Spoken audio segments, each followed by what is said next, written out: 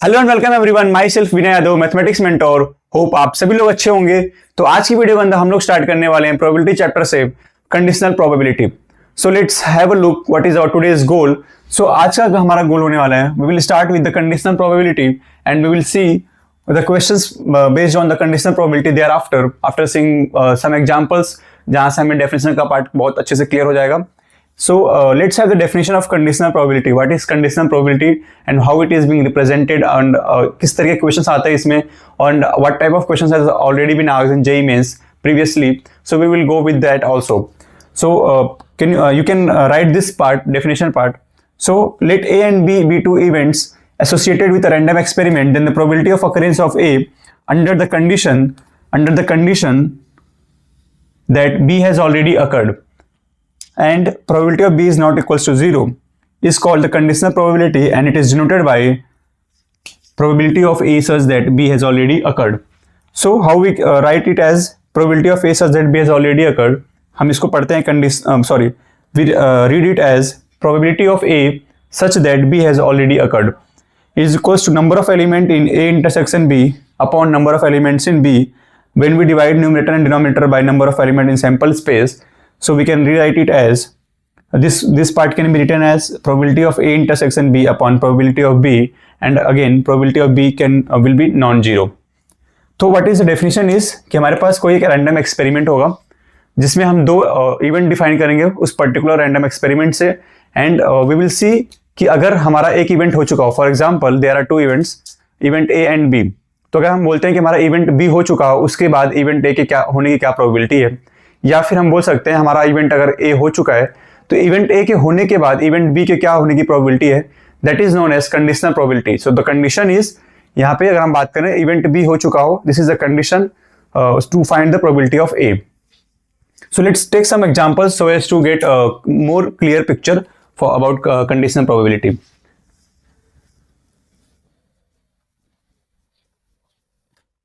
So let's say हमारे पास हम एक रैंडम एक्सपेरिमेंट परफॉर्म करते हैं and the experiment is we are throwing a fair die. तो अगर हम एक फेयर डाई को थ्रो करेंगे तो हमारे पास जो पॉसिबल सैंपल आउटकम आएगा वो that will be, we can get either 1 2 3 4 5 और 6. These are the possible sample space. So our experiment will be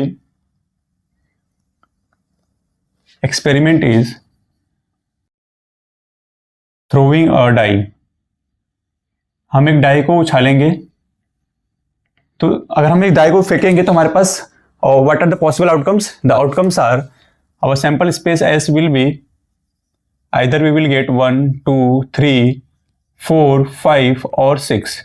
हमारे पास अगर हम एक डाई थ्रो करेंगे तो हमें 1 2 3 4 5 और 6 इन्हीं में से कोई भी एक नंबर हमारे पास उसके ऊपर दिखेगा.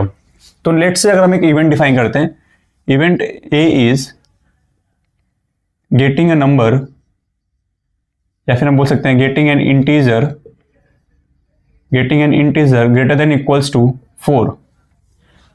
अगर हम एक इवेंट डिफाइन करें जिसके अंदर हम बोल रहे हैं कि हमारे पास एक ऐसा इंटीजर है जो कि हमेशा 4 से बड़ा हो या फिर उसके इक्वल हो, और इवेंट भी हम लोग डिफाइन करते हैं getting an integer greater than equals to 2. तो अगर हमें सेट लिखना हो फॉर इवेंट ए तो we can write it as, क्या पॉसिबल आउटकम्स आएगा हमारे पास, इट विल बी 4 5 और 6. सिमिलरली अगर हम बी के लिए लिखेंगे तो getting an integer greater than equals to 2, we can write it as 2 3 4 5 और 6. तो अब समझेंगे, अब हमारे पास कंडीशन ये है कि हमें फाइंड करना होगा probability of A such that कि इवेंट बी हो चुका है, मतलब ये वाली इवेंट हो चुकी है. हमारे पास एक ऐसा इवेंट था जो getting an integer greater than equals to 2, this event has already been performed, now we need to find the probability of event A. तो समझेंगे पहले, सबसे पहले तो लेट्स से हमारे पास ये इवेंट ना हो, हमें सिर्फ बोला गया हो after throwing a die find the probability of even number, probability of getting even number such that a fair die is thrown. तो अगर हम यहाँ पे देखें, यहाँ पे भी सच दैट आ रहा है. अगर हम टर्म्स पे जाएंगे तो अगर हम इस वर्ड को पॉइंट आउट करें तो हमारे पास इसके लेफ्ट में क्या है, गेटिंग एन इवन नंबर, इसके राइट में क्या है, a fair die is thrown. तो जब एक फेयर डाई थ्रो होगा तो वो इवेंट भी मान लेते हैं उसको, अगर नेचुरल नंबर आने की अगर हम बात करें एक फेयर डाई थ्रो करने पे, तो हमारे पास क्या पॉसिबल आउटकम्स है कि यहाँ से 1 2 3 4 5 6 आएगा और इवन नंबर आना चाहिए। तो हमारे पास इवन नंबर कौन कौन से हो जाएंगे, 2 4 और 6। तो इस केस में हमें प्रोबेबिलिटी लिखनी होगी तो हो जाएगा 3/6, क्योंकि जो पॉसिबिलिटीज है इस केस में फेवरेबल अपॉन टोटल केस की बात करें अगर, तो इवन नंबर की पॉसिबिलिटीज है 2 4 और 6, then count is 3 and the total sample points are 6। तो लाइकवाइज वी कैन राइट कि 3/6 will be the probability of getting even number. But हमारे पास सैंपल स्पेस क्या था यहाँ पे, 1 2 3 4 5 और 6। क्या हो अगर हम सैंपल स्पेस हमारा कम हो जाए कुछ, फॉर एग्जाम्पल हमारे पास क्या हो रहा है यहाँ पे, इवेंट बी परफॉर्म हो चुका है। इसका मतलब कि जो इवेंट परफॉर्म हो गया हमारे पास sample space has reduce to event B. जो इवेंट हो चुका होगा हमारे लिए सैंपल स्पेस बन जाएगा वो for event A. For example here अगर हम बात करेंगे getting an integer greater than equals to 2, ये अगर हो चुका है इसका मतलब हमारा जो ये वाला सेट बच रहा है, now this has become the sample space. Total possible cases, जो इवेंट हो चुका है वो हमारे पास वो ये है कि 2 3 4 5 और 6 आ सकता है। अब हमें बताना है getting an integer greater than equals to 4, वो हमारे, अब हम चेक करेंगे इस सैंपल स्पेस में कि ये वाला कितने हमारे नंबर आ रहे हैं, 4 ग्रेटर देन 4 और इक्वल्स टू 4, वो हो गए 4 5 एंड 6। तो हम लिखेंगे probability of A such that event B has already occurred, we read it as probability of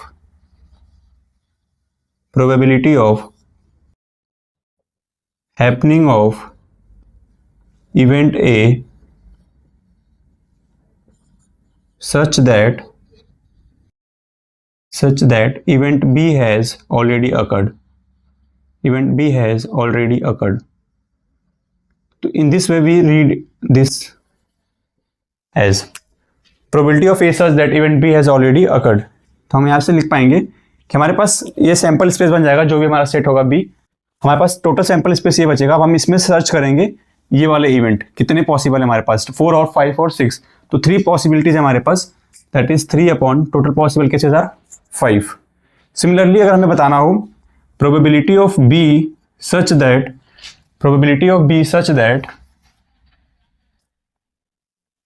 अगर हमें बताना हो probability of B such that A has already occurred. अब हमारे पास ए हो चुका है, अगर हमारे पास इवेंट ए हो चुका है तो हमारे पास इसका मतलब हमारा जो सैंपल स्पेस बनेगा वो हमारा इवेंट ए हो जाएगा, ये वाला जो सेट ए है हमारे पास, दिस वन। अब हमें चेक करना है इस सैंपल स्पेस में कितने ये वाले नंबर आ रहे हैं, 2 3 4 5 6 जो इसमें प्रेजेंट है ऑलरेडी। तो अगर हम चेक करेंगे हमारे पास इवेंट ए में क्या क्या आ रहा है,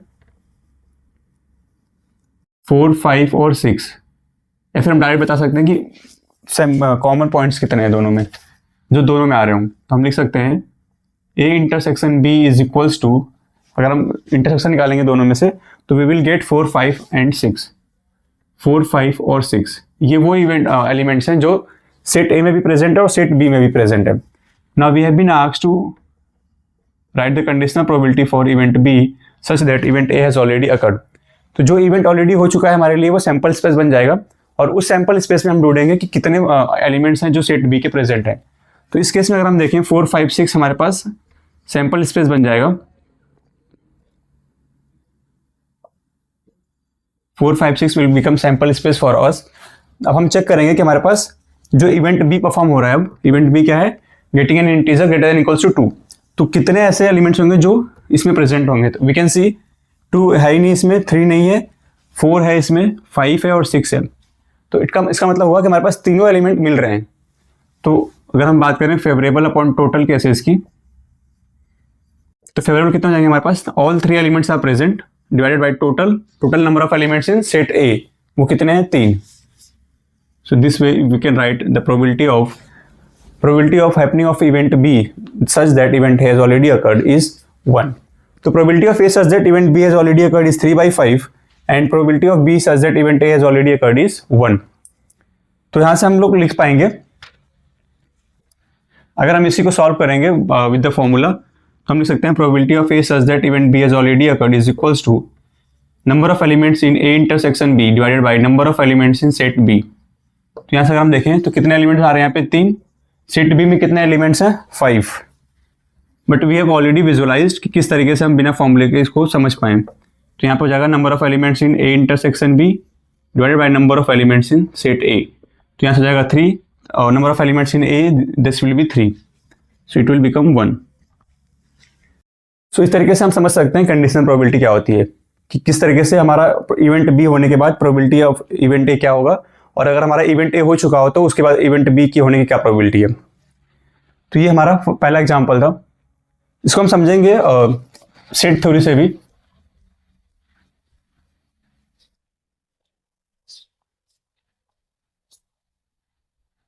अगर हम बात करें सेट थ्योरी का, तो लेट्स से हमारे पास जो कोई भी दो इवेंट हो करस्पॉन्डिंग टू सिंगल एक्सपेरिमेंट,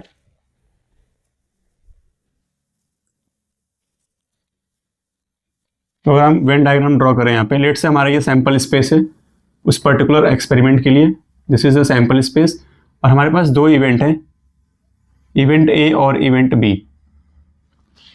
ठीक है, now we need to find conditional probability.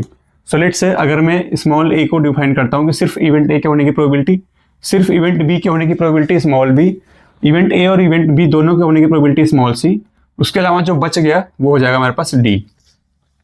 तो जब भी हम इस तरीके से डायग्राम ड्रॉ करेंगे तो सबसे पहले चीज हम जो लिख पाएंगे, पहला इक्वेशन दैट विल बी, हम we can write A plus B plus C plus D is equals to 1, क्योंकि जितने भी सैंपल जो टोटल सैंपल स्पेस है हमारे पास, तो पूरा सैंपल स्पेस की अगर हमें प्रोबेबिलिटी बतानी हो तो that will be 1। For example अगर हम एक डाइट थ्रो करें, हमारे पास आएगा 1 2 3 4 5 एंड 6, 5 और 6, तो अगर हम 6 के 6 पॉसिबल आउटकम्स ले लें इन फेवरेबल केसेस, तो हमारी जो टोटल प्रोबेबिलिटी होगी वो हो जाएगी 1। तो यहाँ से हम पहला इक्वेशन लिख पाएंगे दिस वन।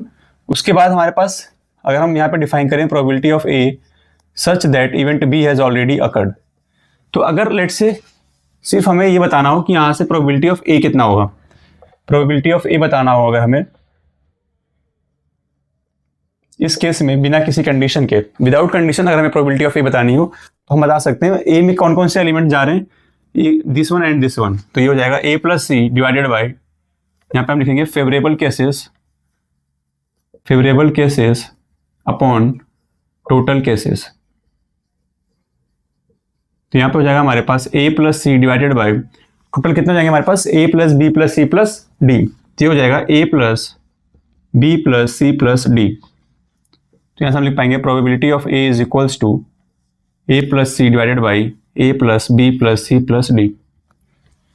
नाउ सपोज करो हमारे पास कंडीशन दिया हो कि इवेंट बी हो जाए, उसके बाद हमें बताओ प्रोबेबिलिटी ऑफ a। तो जो हमारा अभी सैंपल स्पेस था वो क्या था, कंप्लीट सैंपल स्पेस हमारे पास, this one which consist of a plus b plus c plus d। For example अगर हमें बताना हो कि हमारा इवेंट बी ही हुआ हो, सिर्फ इवेंट बी हो चुका हो, this event has already occurred. Now अब बताओ कि प्रोबेबिलिटी ऑफ ए क्या होगा, तो probability of A such that event B has already occurred. अब अगर हमारा इवेंट बी हो चुका है, हमें इसमें से ढूंढना है कि कितना इवेंट ए हुआ है। तो what is the common region, what is the region that has gone into event B. अगर हम यहाँ से डिफाइन करेंगे तो हमें क्या मिलेगा, तो हमारा जो सी वाला पार्ट है, सी की प्रोबेबिलिटी, जो सी प्रोबेबिलिटी है वो इवेंट बी में भी प्रेजेंट है, तो हम लिख सकते हैं सी अपॉन इवेंट बी में कौन कौन से प्रोबेबिलिटी गए हैं हमारे पास, that is B plus C, and that this is equals to probability of A intersection B divided by probability of B. तो हमारे पास जो भी इस नीचे वाला टर्म हो, जो इवेंट ऑलरेडी हो चुका होगा, तो कंडीशनल प्रोबेबिलिटी जो सबसे याद करने वाली बात है वो यही है कि जो इवेंट ऑलरेडी हो गया है हमारे लिए वो सैंपल स्पेस बन जाएगा। उस सैंपल स्पेस में से हम देखेंगे कि जो हमारा इवेंट ए है कितना फेवरेबल है, वहाँ से हम लोग पिक कर लेंगे वो सैंपल स्पेस, तो हमारे लिए फेवरेबल बन जाएगा। टोटल क्या होगा हमारे पास, जो इवेंट बी होगा वो हमारे लिए टोटल केसेस बन जाएंगे। तो लाइकवाइज हम लिख सकते हैं यहाँ से probability of B such that event A has already occurred, यहाँ पे हम लिख सकते हैं probability of B not equals to 0। यहाँ पे लिख पाएंगे probability of A intersection B divided by probability of A. इस केस में क्या हो जाएगा, probability of A is not equals to 0, ये हो जाएगा हमारे पास। और हम लोग लिख सकते हैं probability of A complement such that B has already occurred is equals to probability of A complement intersection B divided by probability of B.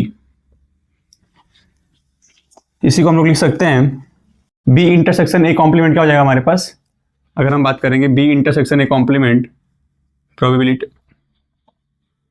B intersection A complement, this we can write it as B अगर हमारे पास है ये पूरा intersection A complement, तो A complement में क्या आएगा हमारे पास, जो रीजन ए के बाहर है, अगर हम देखेंगे ए के बाहर कौन सा रीजन है हमारे पास, तो ये वाला रीजन पूरा हो जाएगा ए के बाहर। तो यहाँ पे क्या लग रहा है, इंटरसेक्शन लग रहा है, तो हम देखेंगे कहाँ पे रेड और ब्लैक और ब्लू कहाँ पे हमें कोइंसाइड कर रहे हैं, तो we can see this region, only this region. हम लिख सकते हैं इसको टोटल बी में से हम क्या करेंगे, ए इंटरसेक्शन बी माइनस कर देंगे, तो यहाँ से हो जाएगा हमारे पास B minus A intersection B. तो इसको हम लिख पाएंगे probability of B minus probability of A intersection B divided by probability of B, and this we can write it as 1 minus probability of A intersection B divided by probability of B, and this can be written as probability of A complement such that B has already occurred is equals to 1 minus probability of A such that B has already occurred. This we have derived. हमने क्या देख लिया, probability of A complement such that B has already occurred is equals to probability of A complement intersection B upon probability of B. Now we can write this as B intersection A complement can be written as B minus A intersection B, मतलब B का जो पूरा set है उसमें से हम क्या करेंगे, ए इंटरसेक्शन B हटा देंगे तो हमें मिल जाएगा this is happening of exactly B, this part is known as happening of exactly B। सिर्फ B आएगा, इसमें कोई कॉमन पॉइंट्स नहीं आएंगे, ये वाला पार्ट, तो सिर्फ B आएगा, उसमें से क्या करेंगे, B में से जो कॉमन पॉइंट है वो हटा देंगे, दैट इज बी में से ए इंटरसेक्शन भी हटा देंगे।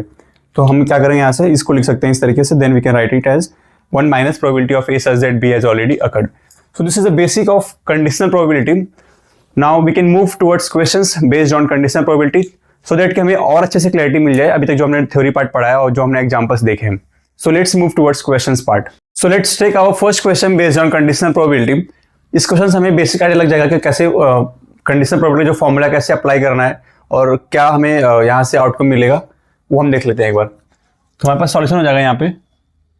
सो we have been given conditional probability of A such that B has already occurred, that is equals to 1/2, and probability of B such that event A has already occurred, that is equals to 1/3, and A intersection B is equals to 1/6। We need to find A union B, probability of A union B. So we can directly apply formula here, probability of A such that B has already occurred is equals to probability of A intersection B upon probability of B। तो यहाँ से हम लिख पाएंगे probability of B is equals to probability of A intersection B divided by probability of A such that B has already occurred। हमारे पास ये वाला value भी दिया हुआ है, and the probability of A such that B has already occurred, this value has also been given। तो यहाँ से हो जाएगा 1/6 divided by this has been given 1/2, so we can write it as 1/6 into 2/1, that is equals to 1/3। So probability of B has been 1/3। Similarly हम क्या करेंगे, इस पे हम अप्लाई करेंगे फॉर्मूला एक बार। तो यहाँ से हम लिख पाएंगे probability of B such that A has already given, we can write it as probability of A intersection B divided by probability of A। तो यहाँ से हम लिख पाएंगे from here we can write probability of A is equals to probability of A intersection B divided by probability of B such that A has already occurred। तो यहाँ से हम लिख पाएंगे is equals to A intersection B is 1/6 divided by this has been given 1/3, this will be equals to 1/6 into 3/1, that is equals to 1/2। So we have calculated the probability of A is equals to 1/2। Now we have probability of A as 1/2 and probability of B as 1/3. Also we have probability of A intersection B, that is 1/6. So we can easily calculate the probability of A union B by applying the addition theorem formula यहाँ पे। तो हम लिख पाएंगे यहाँ से from here onwards we can write probability of A union B is equals to probability of A plus probability of B minus probability of A intersection B। तो यहाँ से हम लिख पाएंगे we can put the values of A, probability of A and probability of B as well as probability of A intersection B. So we can calculate probability of A union B is equals to, this is 1/2 plus 1/3 minus 1/6. So we can write it as, we can take 6 as LCM. From here we can write 3 plus 2 minus 1, this will be equals to 4 upon 6, which is equals to 2 by 3. So we have been calculated probability of A union B is equals to 2 by 3.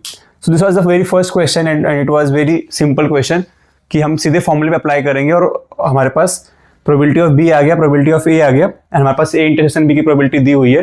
So we can easily calculate the probability of A union B by applying the formula of A union B equals to A plus B minus A intersection B. So this is the 2 by 3 is the final answer. So let's take our second question based on conditional probability. The question is, if a die is thrown, then find probability of occurrence of composite number when even number has already occurred. तो यहाँ पे अगर हम देखें यहाँ पे solution इसका, तो इसमें क्या हो रहा है हमारे पास एक्सपेरिमेंट इज कि हम एक डाई थ्रो कर रहे हैं. इस डाई को थ्रो करने के बाद हमारे पास दो इवेंट हो रहे हैं. पहला इवेंट क्या है, या तो कंपोजिट नंबर आएगा या फिर इवन नंबर आएगा. Now let's define our event. Event A is occurrence of composite number, and event B is occurrence of even number. तो इसमें क्या होगा हमारे पास, या तो इवेंट नंबर आ चुका होगा, इवेंट नंबर आने के बाद हमें बताना होगा कंपोजिट नंबर, या फिर कंपोजिट नंबर आ चुका होगा उसके बाद हमें बताना होगा कि इवेंट नंबर आने की क्या प्रोबेबिलिटी है. तो इस केस में क्या हो रहा है, probability of occurrence of composite number when even number has already occurred. मतलब इवन नंबर हो चुका है, तो जो ऑलरेडी हो चुका है हम कैसे लिखते हैं इसको, जो ऑलरेडी हो चुका है वो डिनोमिनेटर में आता है, जिसका इसको होने के बाद इवेंट बी के होने के बाद हमें इवेंट ए निकालना है. तो हम इस तरीके से लिखेंगे. तो हमारे पास यहाँ पे अगर हम पहले लिख लेंगे कि इवेंट ए के होने के बाद जो सैंपल पॉइंट्स आएंगे सेट ए में डिफाइन कर लेते हैं, वो हो जाएगा कंपोजिट नंबर. तो कंपोजिट नंबर क्या होता है, any positive number that is greater than 1 और उसके जो फैक्टर्स होंगे मोर देन 2 होंगे. फॉर एग्जाम्पल अगर हम 1 की बात करेंगे तो हमारे पास 1 के लिए सिर्फ 1 इज अ फैक्टर, मतलब एक ही फैक्टर हुआ. 2 के लिए 1 और 2 दो फैक्टर होंगे. 3 के लिए भी अगर बात करेंगे तो हमारे पास सिर्फ 1 और 3 इज अ टू फैक्टर्स, मतलब इसमें सिर्फ 2 ही फैक्टर हुए. अगर हम 4 की बात करें तो वी हैव 1, 2 एंड 4 एज, तो हमारे पास 4 के लिए क्या हो रहा है, we have 1, 2 and 4 as the 3 factors. So 4 is our smallest composite number. Sorry, तो हम क्या लिख पाएंगे, कंपोजिट नंबर क्या होगा हमारे पास, 4 is the smallest composite number. तो हम लिख पाएंगे 4. 5 अगर हम बात करें तो 5 is a prime number, that is not going to be composite number, क्योंकि सारे प्राइम नंबर्स में क्या होंगे, सिर्फ 2 ही फैक्टर होंगे. तो हम ऐसे भी बोल सकते हैं कंपोजिट नंबर को वो प्राइम नंबर्स नहीं होंगे. All the numbers which are not prime numbers are composite number, provided कि हमारा कंपोजिट नंबर 4 से स्टार्ट होगा, मतलब 2 नहीं होगा हमारे पास एज अ कंपोजिट नंबर. तो यहाँ पे हो जाएगा हमारे पास 4 and 6. एंड बी की बात करें अगर हम लोग, तो बी में आएगा हमारे पास occurrence of even number that we can write even number will be 2, 4 and 6. अब हमसे बोला है कि event number has already occurred, तो जो ऑलरेडी हो चुका है इवेंट वो हमारे लिए क्या बनेगा, सैंपल स्पेस. अब हम इस सैंपल स्पेस में ढूंढेंगे इवेंट ए का कितने जो आउटकम्स आ रहे हैं 4 और 6. 4 और 6 हमारे पास इसमें आ रहे हैं या नहीं आ रहे हैं उसको हम सर्च करेंगे. तो दोनों ही आ रहे हैं हमारे पास 4 और 6. इसका मतलब probability of A such that B has already occurred is equals to 2 upon B में कितने टोटल एलिमेंट्स हैं, दैट इज 3. तो it will be 2 by 3.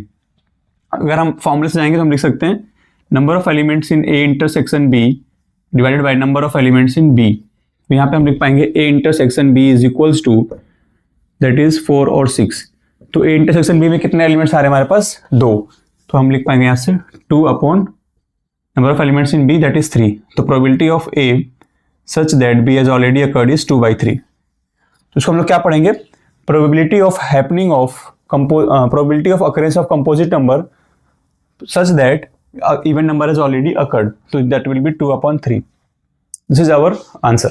So we have our third question as 10 cards numbered 1 to 10 are placed in a box mixed up thoroughly and then one card is drawn randomly. If it is known that the number on the drawn card is more than 3, what is the probability that it is an even number? तो हमारे पास क्या हो रहा है, experiment क्या है, 10 cards numbered 1 to 10 are placed in a box.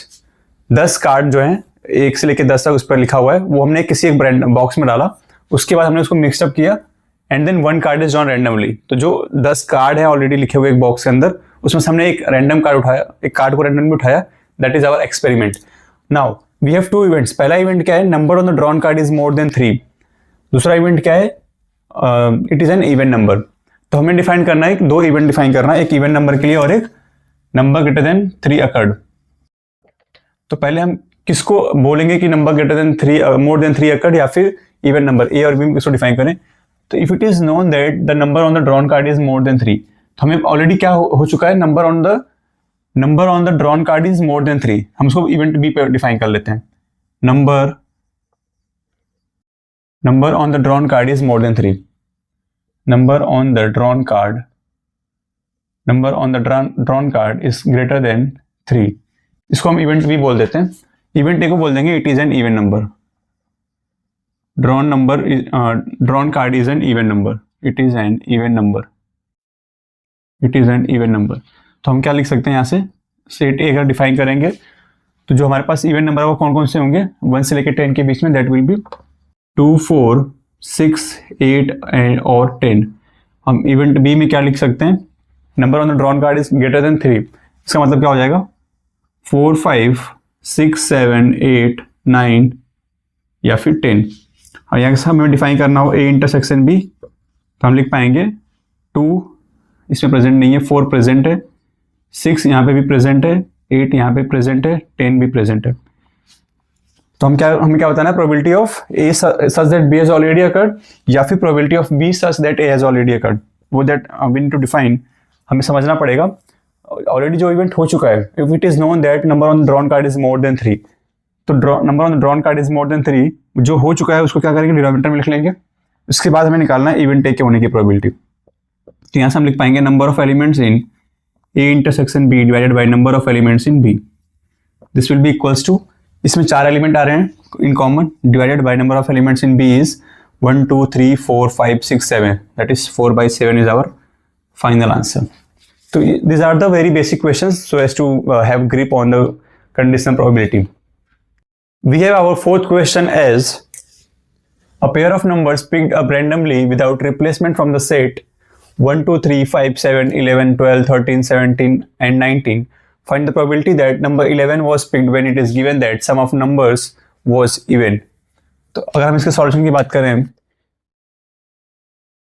तो हमारे पास एक सेट दिया हुआ है and the set is consist of S is equals to 1, 2, 3, 5, 7, 11, 12, 13, 17 and 19.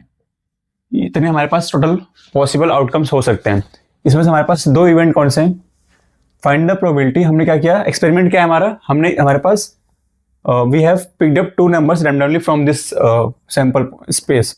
हमने 2 नंबर पिक किए हैं यहाँ से विदाउट रिप्लेसमेंट। तो क्या हुआ यहाँ से हमारे पास find the probability that number 11 was picked. तो 2 इवेंट कौन कौन से हैं, number 11 was picked, number 11 was picked. और हमारा इवेंट बी क्या बन रहा है, इवेंट बी हमारा बन रहा है इस केस में given that sum of numbers was even. यहां से हम लिख लेंगे सम ऑफ नंबर्स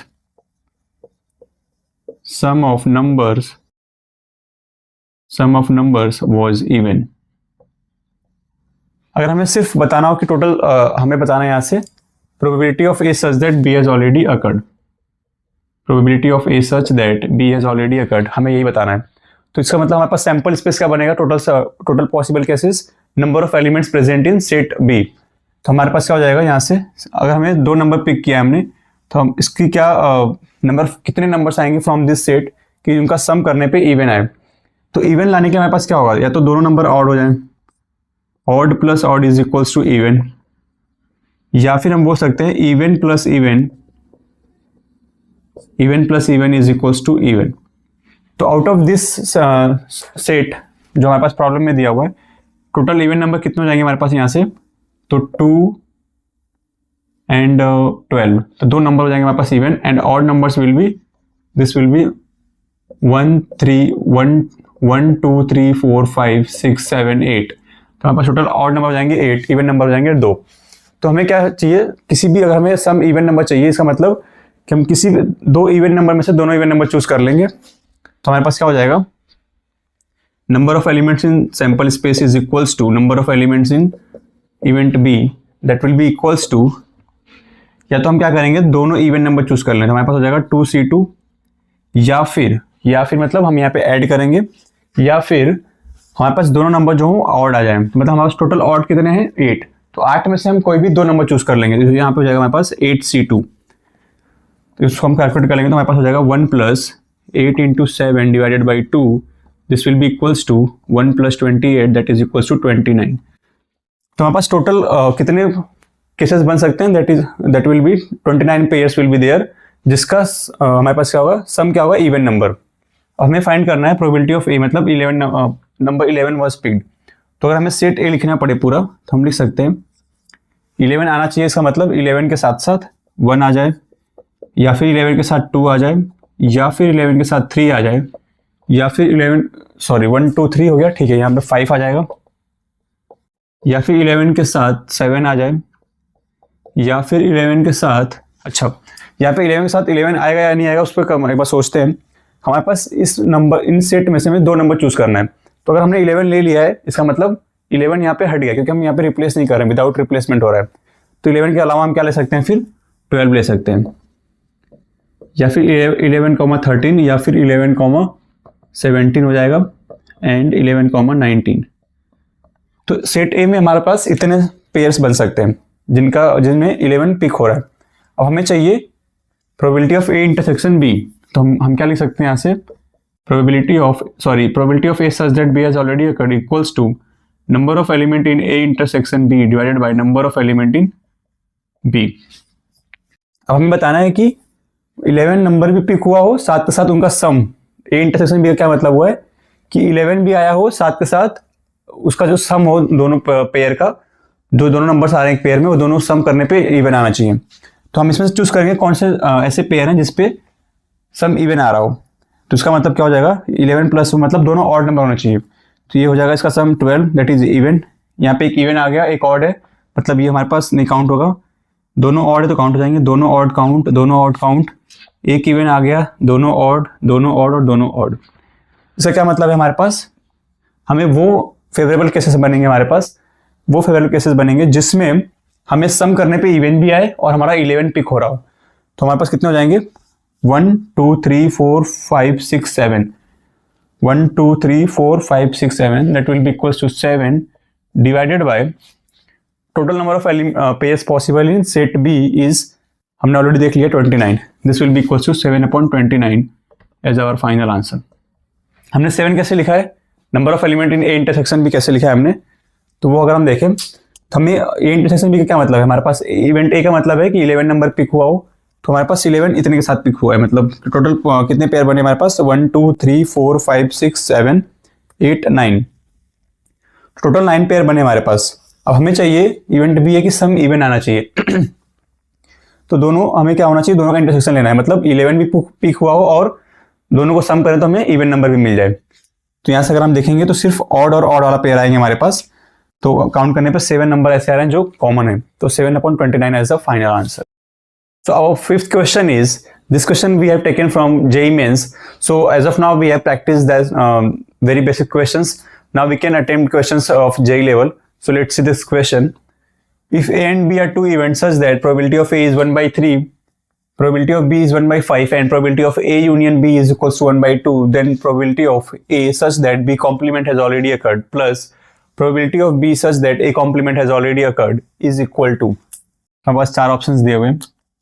अगर हम सॉल्यूशन की बात करें यहाँ पे, तो हमारे पास दिया हुआ है probability of A is equals to 1/3, probability of A is 1/3, probability of B is equals to 1/5, probability of A union B is equals to 1/2। Then find this, हमारे पास क्या लिख लेंगे यहाँ से, probability of A such that B complement has already occurred plus probability of B such that A complement has already occurred is equals to, हम क्या कर सकते हैं यहाँ पे, probability of A intersection B complement upon probability of B complement plus probability of B intersection A complement divided by probability of A complement। तो हमारे पास probability of A है तो वहाँ से हम लिख पाएंगे probability of A complement, हमारे पास probability of B है तो वहाँ से हम लिख पाएंगे probability of B complement। तो हमें सिर्फ फाइंड आउट करना है probability of A complement, probability of A intersection B complement और probability of B intersection A complement. तो अगर हम सेट थ्योरी से देखें अगर, तो ये एक्चुअली क्या होता है वो हम देखते हैं एक बार। तो हमारे पास यहाँ पे ये सेट थ्योरी है जिसका सैम्पल स्पेस हम एस बोल लेते हैं। इसमें हमने इसको सेट इवेंट ए बोल दिया, इवेंट ए का सेट बोल दिया, और बी को बोल दिया इवेंट बी का सेट।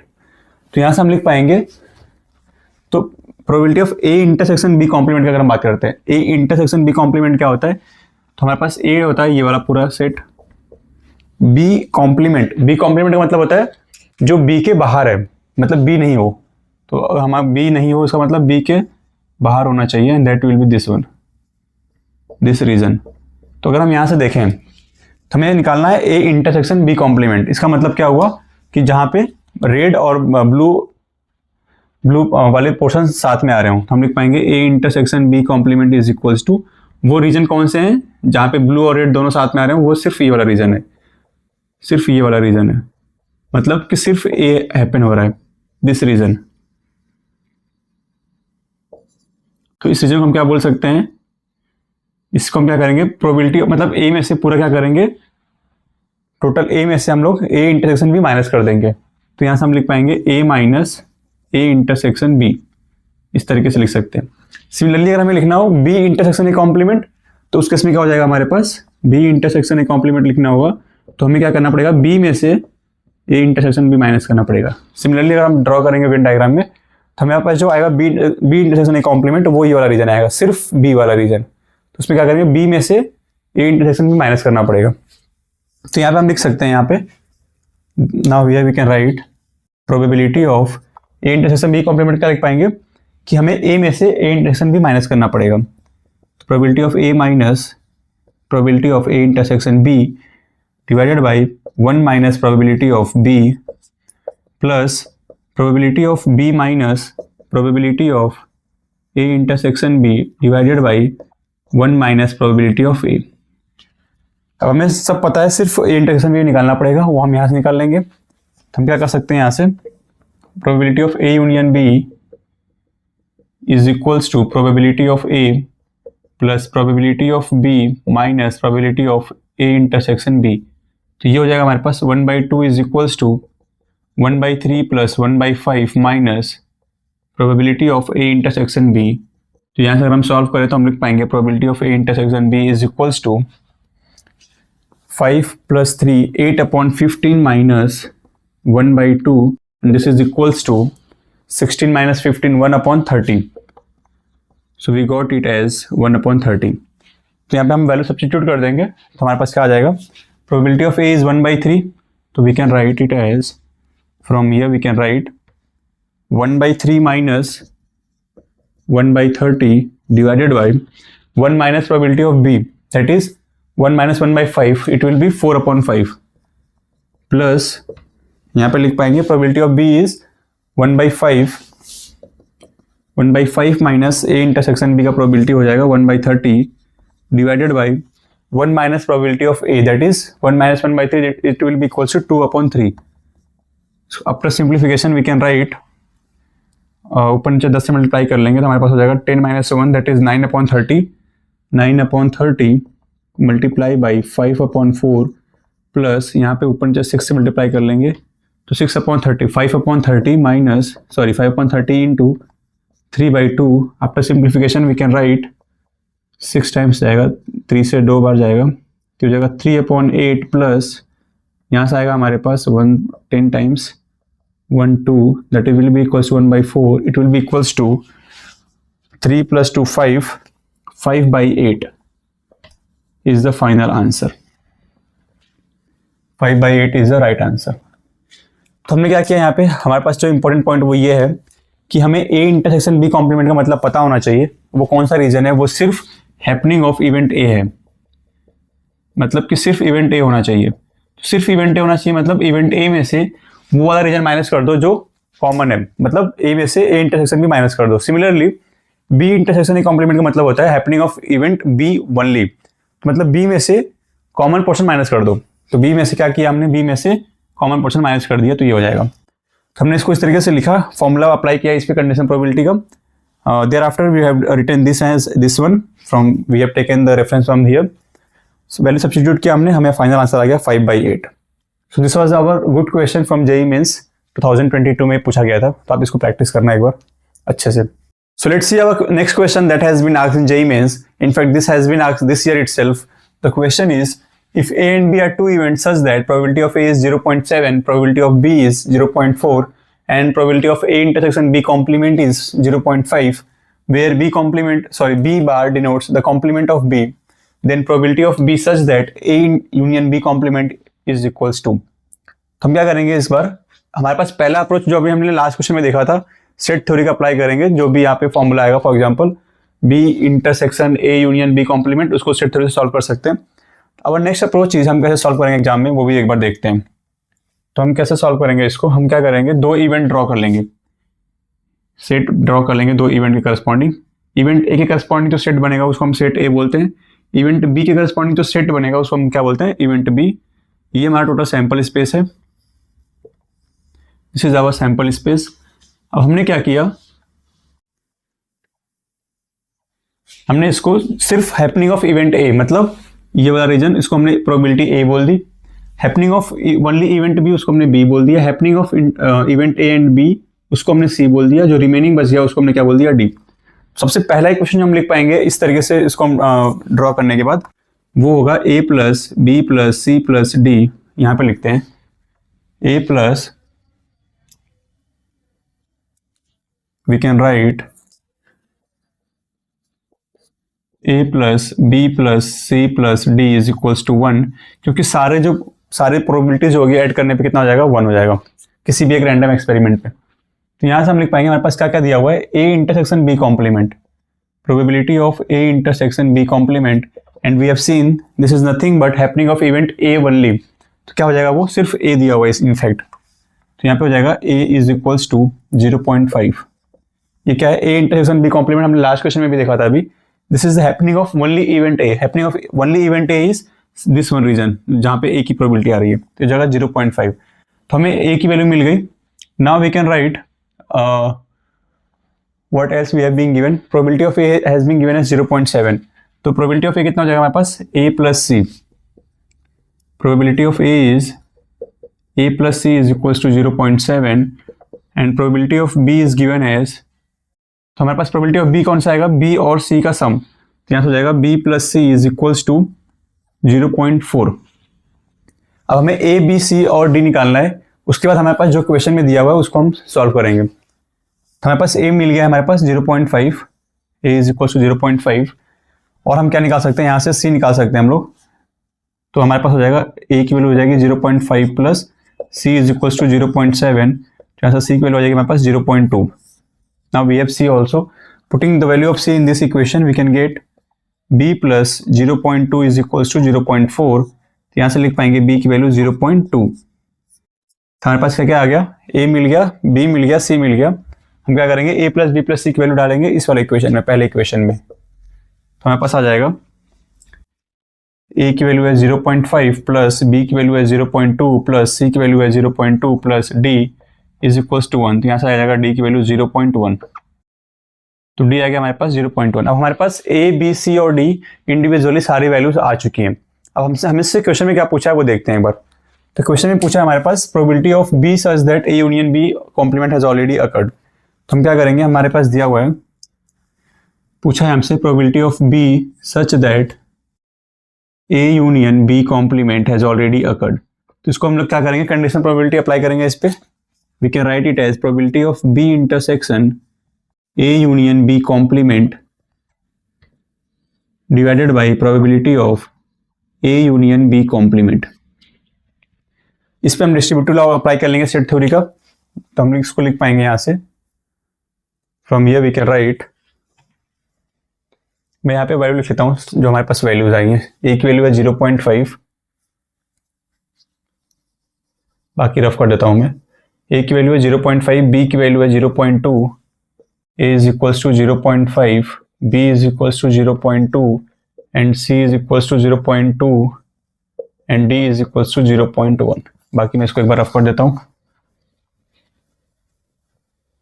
तो यहां से हम लिख पाएंगे इसको, probability of B intersection A union B intersection B complement. तो हो जाएगा probability of B intersection A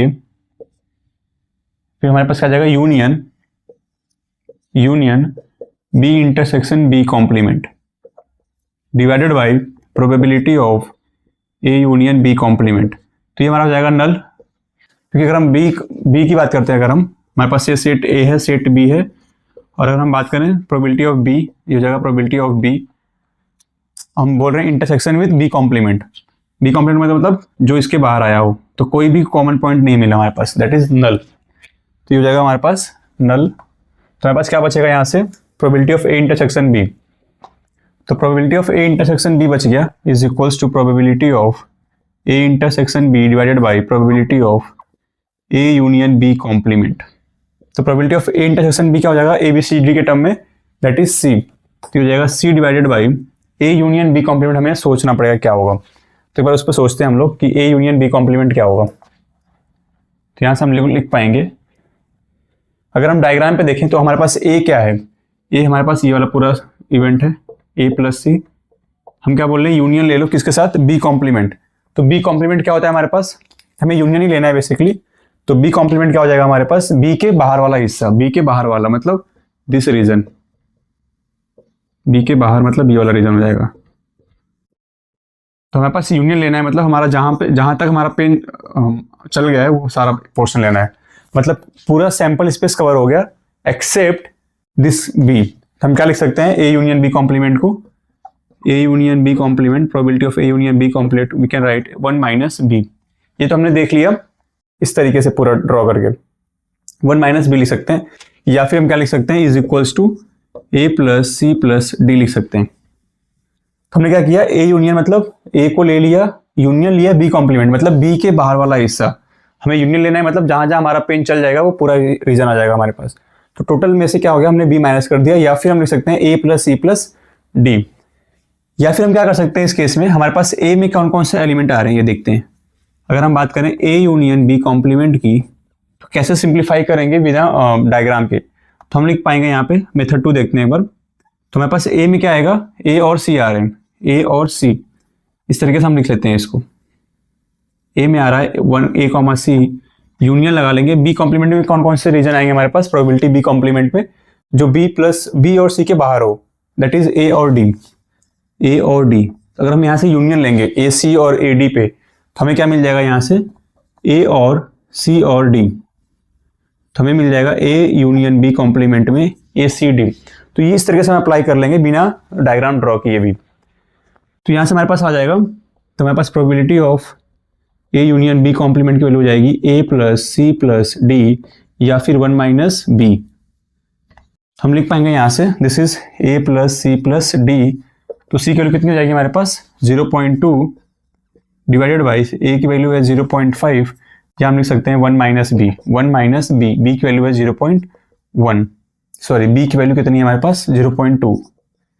this will be equals to probability of, question में क्या पूछा है, probability of B such that A union B complement has already occurred is equals to, this is 0.2 divided by 0.8 and this will be equals to 1/4 as the final answer. So this was our final answer. तो अच्छा question था basically. अगर हम देखें तो set theory का भी ठीक ठाक यूज हो रहा है इस क्वेश्चन में। सबसे इंपॉर्टेंट पॉइंट क्या है कि हमें पता होना चाहिए ए यूनियन बी कॉम्प्लीमेंट कैसे निकालेंगे, ए इंटरसेक्शन बी कॉम्प्लीमेंट कैसे निकालेंगे। All this things we must be aware of so that कि हम प्रोबेबिलिटी के टॉपिक को अच्छे से कवर कर पाएं। हमने इस क्वेश्चन को लिया ही इसलिए था ताकि हमारा थोड़ा सेट थ्योरी भी इंप्रूव हो जाए। तो ए यूनियन बी कॉम्प्लीमेंट अगर हमें निकालना है तो 2 तरीके से निकाल सकते हैं। पहला, हम ड्रॉ कर सकते हैं रीजन, उस पर शेड लगा लेंगे, जहां जहां हमारा शेडेड रीजन आएगा वो हमारा ए यूनियन बी कॉम्प्लीमेंट हो जाएगा। अदरवाइज अगर हमें नहीं बनाना वेन डायग्राम तो हम क्या कर सकते हैं, हमारे पास ए में कौन कौन से एलिमेंट आ रहे हैं वेन डायग्राम से जो हमने असाइन किए ए बी सी और डी। तो ए में क्या क्या आ रहा है, ए और सी। ए में क्या क्या आ रहा है हमारे पास, ए में आ रहा है ए और सी, हमने वो ले लिया ए और सी। यूनियन लेना है हमें बी कॉम्प्लीमेंट। तो बी कॉम्प्लीमेंट रीजन में कौन कौन सा ए और वेरिएबल्स आ रहे हैं हमारे पास, तो बी का मतलब ये वाला रीजन बी और सी। बी कॉम्प्लीमेंट मतलब बी और सी नहीं आना चाहिए, मतलब क्या आना चाहिए, ए और डी आना चाहिए, मतलब बी के बाहर वाला रीजन दैट इज ए और डी। अब हमें क्या लेना है, दोनों सेट पे यूनियन लेना है। तो यूनियन मतलब जो दोनों में हो या फिर किसी एक में भी हो। तो यहाँ से ए ले लिया, सी ले लिया और डी ले लिया, all the portion have been covered. तो हमारे पास ए यूनियन बी कॉम्प्लीमेंट में क्या क्या आएगा, ए सी और डी। तो अगर हमें प्रोबेबिलिटी निकालनी हो ए यूनियन बी कॉम्प्लीमेंट का, तो हम क्या करेंगे, इन तीनों का सम, या फिर हम लिख सकते हैं 1 माइनस बी, तो हमारे पास आ जाएगा 1/4 as a final answer. Hope आप लोगों को कंडीशनल प्रोबेबिलिटी में काफी मजा आया होगा, आप लोग काफी अच्छे से प्रॉब्लम्स को देखे होंगे। तो जितने भी हमने अभी तक थ्योरीज पार्ट स्टार्टिंग से देखा, बेसिक से स्टार्ट किया हमने, उसके बाद हमने बेसिक क्वेश्चंस किया सो दैट कि आपको पता चले कि कैसे फॉर्मूला अप्लाई करना है क्वेश्चंस पे। उसके बाद हमने क्वेश्चंस प्रैक्टिस स्टार्ट किया और हमने बेसिक से लेकर के जेईई मेंस लेवल तक का क्वेश्चन देखा है इस वीडियो के अंदर। तो आई होप कि आप लोगों को बहुत अच्छा मजा आया होगा लास्ट तक, आप जो भी देख रहे हैं वो वीडियो। तो thank you so much for listening me till last. And आप अच्छे से वापस एक बार रिवाइज करना सारे कॉन्सेप्ट को, एक बार वापस से सारे क्वेश्चंस को अपने से रिवाइज करना सो दैट कि आपका कॉन्फिडेंस और अच्छा बिल्ड हो पाए। सो आज के लिए इतना ही रखते हैं, मिलते हैं अगली वीडियो में, तब तक के लिए टेक केयर, बाय बाय।